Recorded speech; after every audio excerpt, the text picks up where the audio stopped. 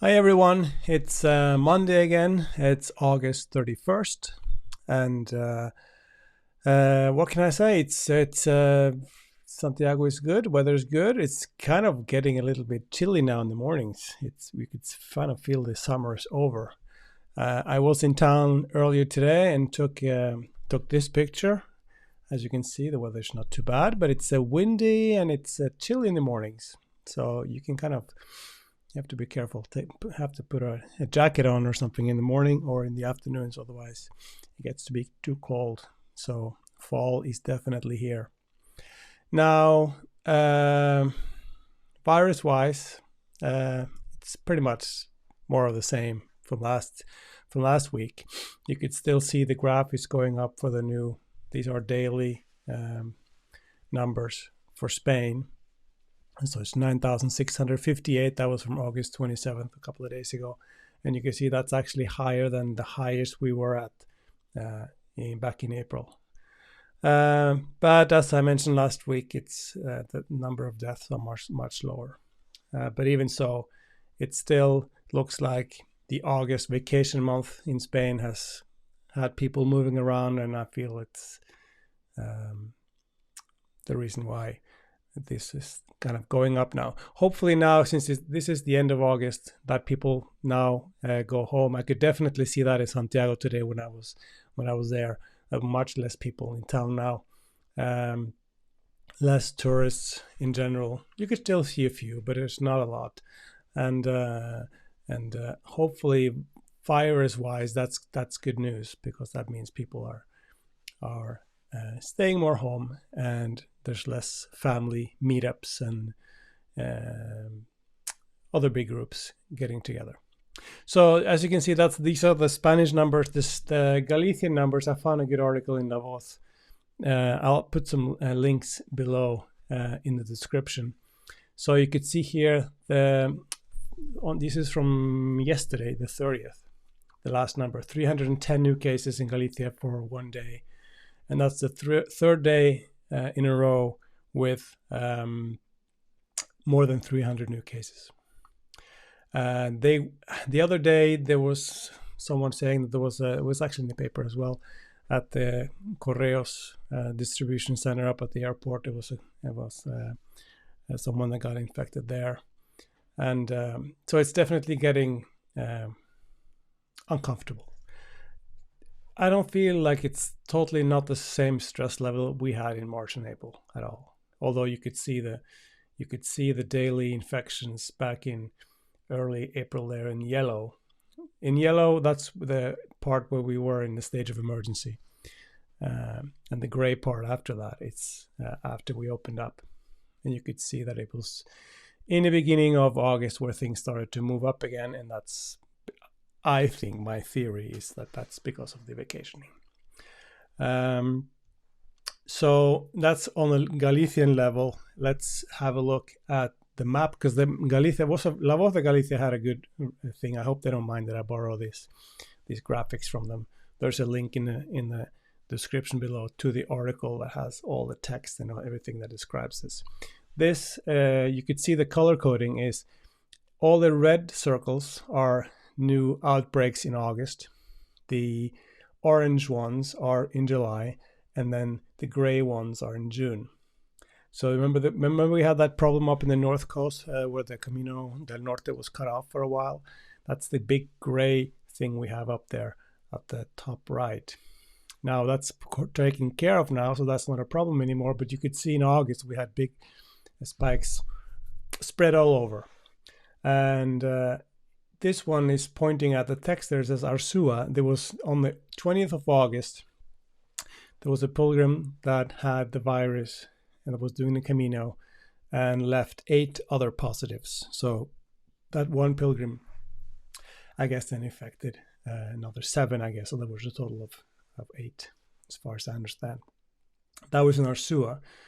And in Melide, the situation was a little bit worse.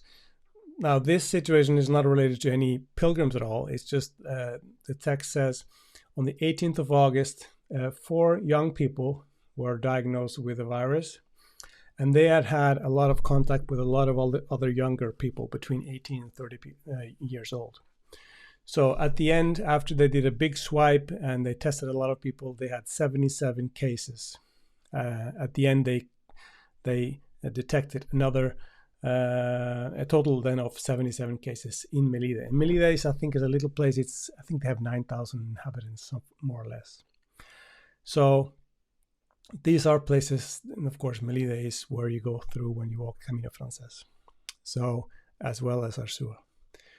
So, as you can see, the numbers, they're not big numbers, but they're spread all over, which makes me feel a little bit uncomfortable. But let's change topics. Let's do something else, because on Thursday, I had a couple of moments where I went down to the cathedral, and I was thinking, I'm going to do another walk through the cathedral inside, because I did that about a month and a half ago. I thought, well, let's see if something's changed, because they always do. Hopefully, you could see the progress on the work that they're doing. So I went into the entrance through the Plaza de Platerías, and you could see how they clean the walls now. You see, it's totally nice, and it looks very nice. All the benches are gone. The most work, I guess, because of the detailing, is by the altar. As you can see, it's all closed off. Security guards inside. And this hallway I like. It's really nice because you could see totally clean. The roof has been painted again. You don't know if you remember, but the roof, the white part on the roof has always been like falling off and peeling off because of the humidity. But now it looks really nice. So now we're walking down towards the new altar, which this is actually walking towards the Plaza de Obradoiro if you're thinking about the outside. We're walking away from the old altar down to the new altar, which is on the opposite side. And as you can see, this was about a week ago. No, about 5-6 days ago. So it's much more people inside, more tourists in town at that time. The chairs are set up. I think they have, this is where you hold pilgrim mass in the afternoons. So 75 people, I think it's seating for 75. I wonder if they clean the seats, how often they do that. It doesn't look like they do it after everyone's, if someone sits down, there's no one coming over and cleaning it after. I guess that would be a lot of work. I'm not sure. Anyway, so walking up on the other side, last time actually kind of take a right up here and go back out again. But it seemed like this time, and you'll see a little bit later, they've opened up the crypt, so you can now walk down into the crypt. You can't go up and give a hug to the apostle, but you can go down into the crypt and then out the other side. And so it's a one-way system. You go through, do the lap that I've just done, and continue walking to the left up here, and then walk around. See, at the end there, there's a line forming, and you have to go down to the crypt. So anyway, I stopped here and I walked back because I didn't want to stand in line. Okay, so that's that. So I also did a video earlier this week. I'm not sure if you saw it, on the COVID radar app that the Spanish government has created for tracing positives. If you have the app installed, you can let people know in the app, and then people get notified if you have been close to them, or if someone else has been tested positive, you will get notified if you've been close to them as well. I'll put a link to that video up above.